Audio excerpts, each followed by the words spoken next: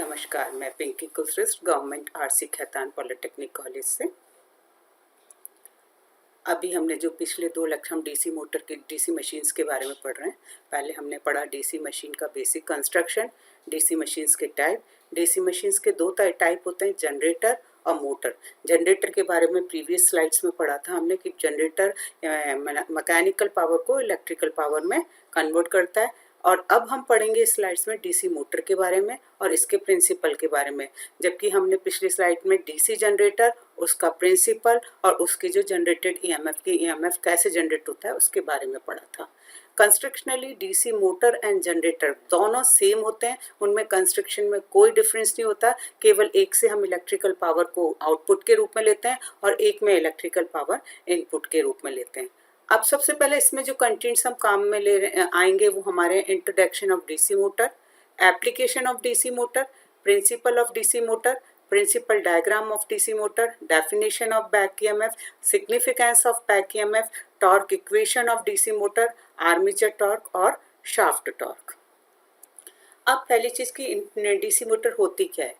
DC motor में क्या होता है, इलेक्ट्रिकल पावर को हम देते हैं और मैकेनिकल पावर आउटपुट के रूप में ले जाती है। ये वो डिवाइस है जो कि इलेक्ट्रिकल एनर्जी को मैकेनिकल एनर्जी में कन्वर्ट करती है। वो मैकेनिकल एनर्जी शाफ्ट के थ्रू डिफरेंट डिवाइसेस को रोटेट करने के काम आती है। जैसे हम घरों में भी देखते हैं, मिक्सी है, मिक्सी का जो घूमने वाला पार्ट है वो मोटर से घूम रहा है। और इसी तरह से हम वॉशिंग मशीन देखते हैं तो वॉशिंग मशीन भी घूमने वाला पार्ट है, बट उसमें जो काम आ रही है वो सारी की सारी एसी मोटर काम आ रही है। हम बात करते हैं डीसी मोटर की।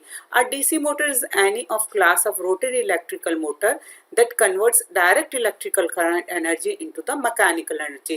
मतलब मोटर वो डिवाइस है जो कि डीसी इलेक्ट्रिकल एनर्जी को मैकेनिकल एनर्जी में कन्वर्ट करती है। The most common type of rely on the forces produced by the magnetic field. इसमें जो फोर्सेस प्रोड्यूस होते हैं मैग्नेटिक फील्ड में, उससे ये मोटर घूमती है। Nearly all type of DC motor have same internal mechanism, either the electromechanical और electronic to periodically change the direction of current in the part of the motor। DC motor were the first form of motor widely used as they could be powered from existing direct current lighting power distribution system.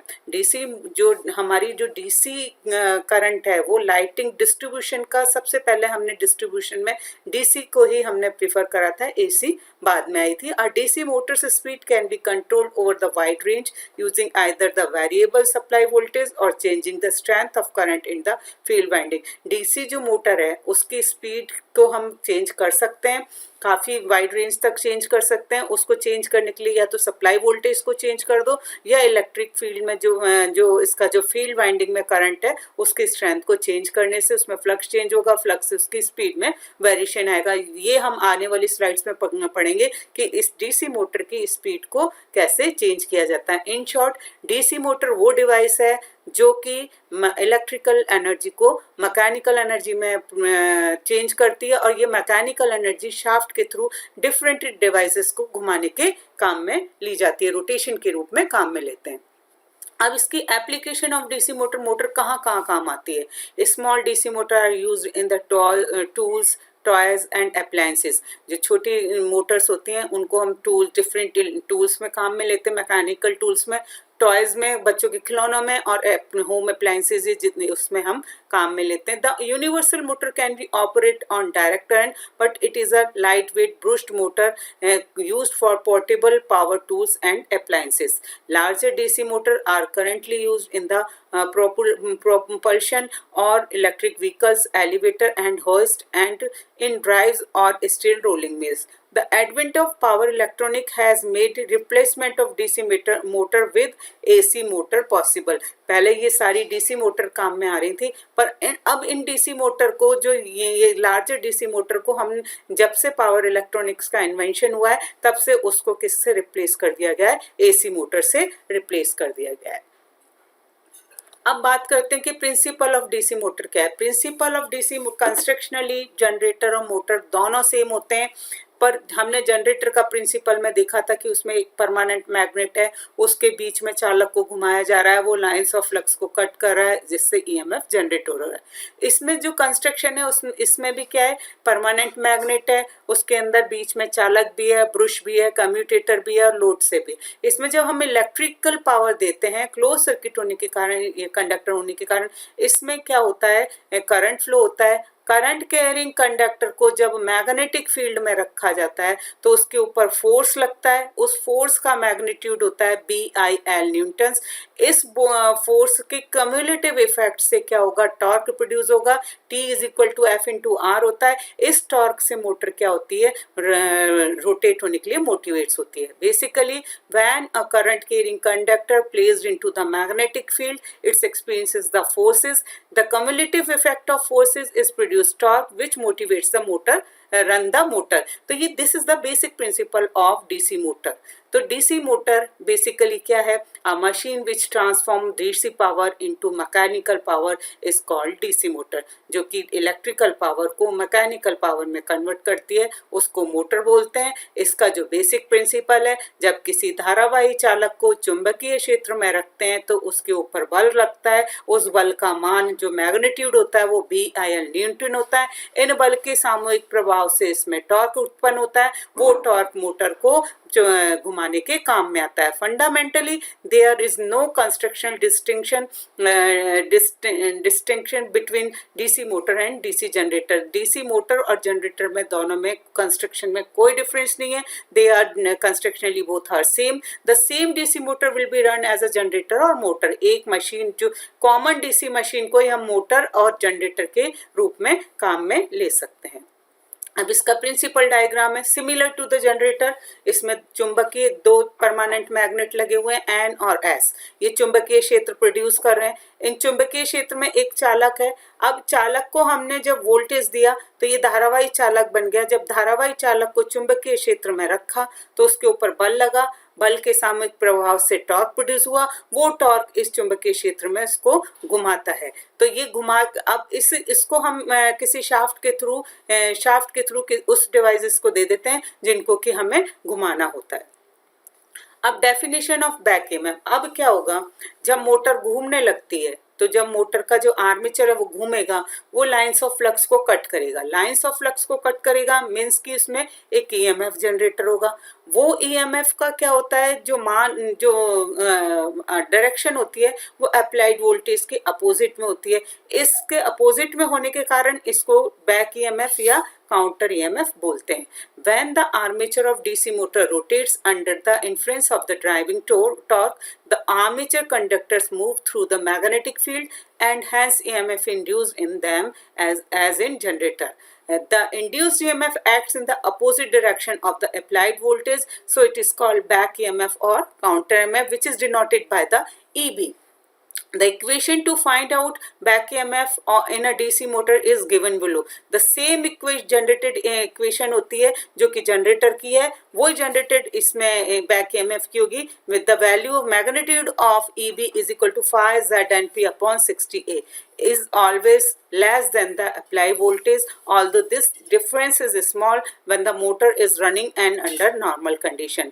जो back EMF का जो value है वो EB is equal to P phi ZN upon 60A होती है, जिसका कि मान V से कम होता है जब मोटर नॉर्मल कंडीशन में रन कर रही हो। इन शॉर्ट बैक EMF क्या होता है, जब भी मोटर का जो आर्मेचर पार्ट घूमेगा तो वो लाइंस ऑफ फ्लक्स को कट करेगा। लाइंस ऑफ फ्लक्स को कट करेगा तो according to the Faraday's law एक EMF जनरेट होगा। वो जनरेटेड EMF की जो डायरेक्शन होगी वो अप्लाइड वोल्टेज के अपोजिट होगी, so it is called back EMF और काउंटर EMF। और उसका जो इसको जो डिनोट किया जाता है वो EB से डिनोट किया जाता है, जिसका कि magnitude phi ZNP upon 60A होता है।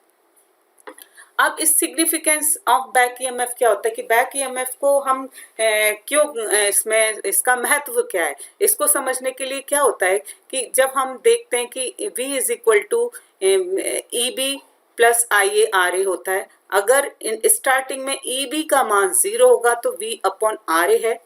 अब क्योंकि मोटर स्टैंड स्टिल कंडीशन में ईएमएफ जनरेट नहीं होगा, तो ये क्या होगा, I A is equal to V upon R A हो जाएगा। जो आर्मेचर रेजिस्टेंस की वैल्यू बहुत कम होती है, और वो आर्मेचर रेजिस्टेंस की वैल्यू कम होने के कारण इस करंट की वैल्यू ज़्यादा बढ़ जाती है, जो कि आर्मेचर को डैमेज कर देता है। इसलिए हम क्या करते हैं कि स्टार्टिंग में आर ए के सीरीज में स्टार्टर लगाकर रेजिस्टेंस को बढ़ाया जाता है, पर जैसे जैसे ईएमएफ जनरेट होने लगता है तो ये क्या, ईबी की वैल्यू, जैसे मोटर घूमेगी ईबी की वैल्यू बढ़ने लगेगी जीरो से धीरे धीरे, और जो स्टार्टर है वो कट ऑफ हो जाएगा और मोटर अपनी नॉर्मल स्पीड पर रन करना शुरू कर देगी, अपने आर्मेचर रेजिस्टेंस पर रन करेगी। तो ईबी का वैल्यू, ईबी हमारे इसको अपने नॉमिनल उस करंट पर चलाने के लिए बहुत वैल्यू करता है, आर्मेचर करंट को कंट्रोल में रखता है। The presence of back EMF makes the motor, DC motor as a self regulating machine. It makes the motor to draw much armature current as is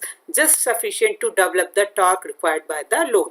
जितना टॉर्क इसको चाहिए होता है वो हम ईबी के द्वारा इसको कंट्रोल कर सकते हैं by the controlling the armature current. When the motor is running on no load, small torque is required to overcome the friction and windage losses.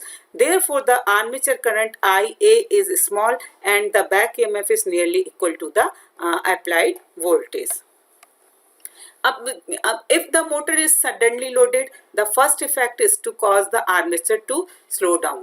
Therefore, the speed at which the armature conductors move through the field is reduced, and hence the back EMF EB falls. The decreased of back EMF allow the large current to flow through the armature, and larger current means the increasing the driving torque. अगर हमारा load ज़्यादा आ जाता है तो इसके armature current की value को ये क्या करेगा, लार्ज करेगा, जिससे क्या होगा, टॉर्क की वैल्यू भी बढ़ेगी, क्योंकि टी इज प्रोपोर्शनल टू तो फाई आई ए होता है, इससे टॉर्क की वैल्यू भी बढ़ जाएगी और हमारी मोटर एक सेफ मोड में चलती रहेगी। The driving torque increases the motor slow down. The motor will stop slowing down when the armature current is just sufficient to produce the increase the torque required by the load.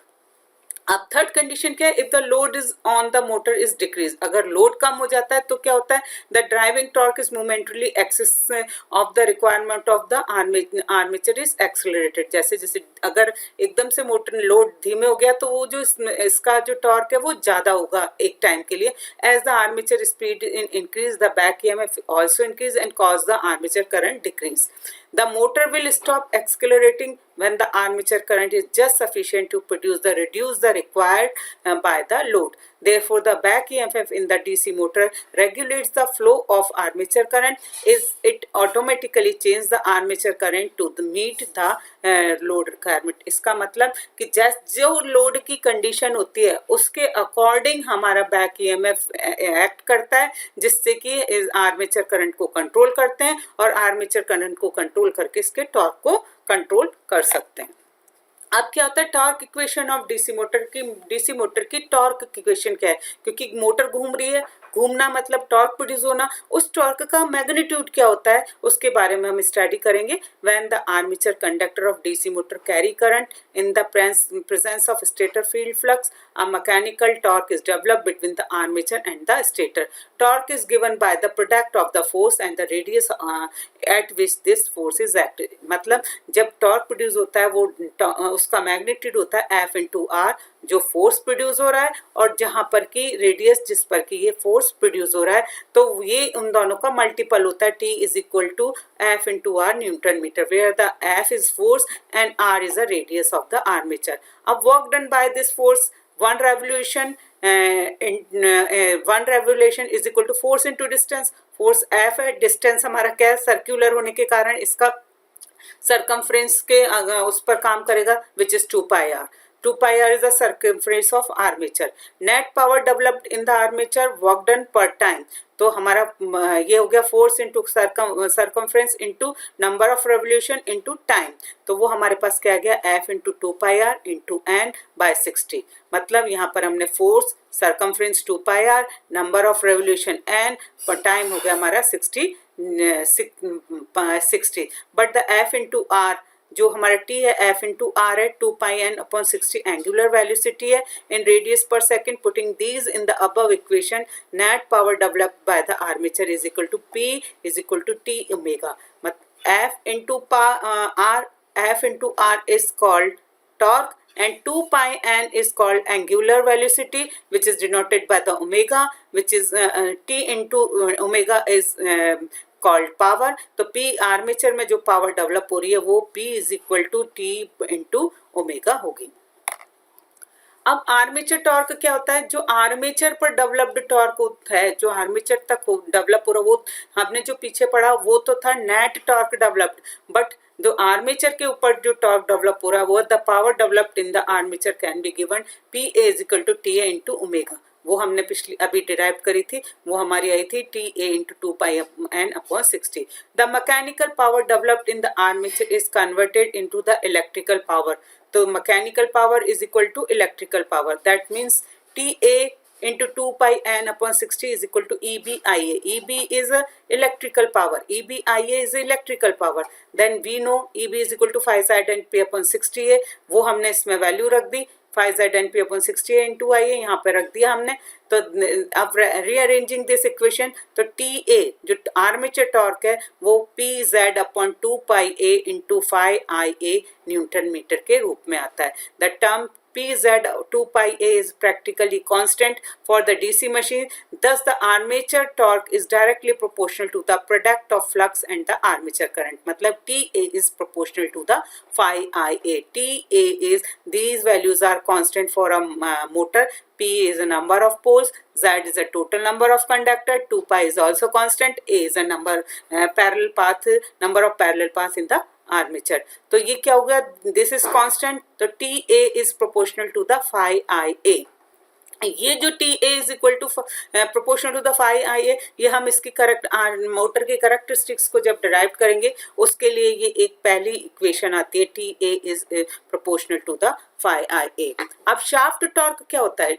एक normal torque, फिर armature में torque develop हो गया. वो armature torque किसको transfer होता है? Shaft को होता है. वो शाफ्ट से फिर डिवाइस में ट्रांसफर होता है. तो पर एक्चुअल जो शाफ्ट टॉर्क होता है वो आर्मेचर टॉर्क से कम होता है, क्योंकि इसमें कुछ ट्रांसफर, ड्यूरिंग ट्रांसफर इसमें लॉसेज होते हैं. Due to the iron and friction losses in a DC machine, the total developed armature torque is not available at the shaft of the machine. मतलब जो आर्मेचर टॉर्क पे, जो torque armature पर develop हो रहा है वही टॉर्क शाफ्ट को मिलना चाहिए कायदे से. पर होता क्या है? ड्यूरिंग आयरन और फ्रिक्शन लॉसेस, इसमें ये दोनों लॉसेस इसमें होते हैं. उनके कारण क्या होता है? जो आर्मेचर लॉस है वो armature torque as it is shaft torque तक नहीं पहुंच पाता, ये रिड्यूस्ड फॉर्म में पहुंचता है. Some torque is lost and therefore shaft torque is always less than the armature torque.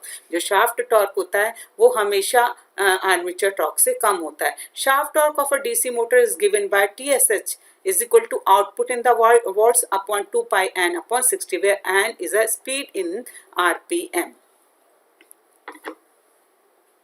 Thank you.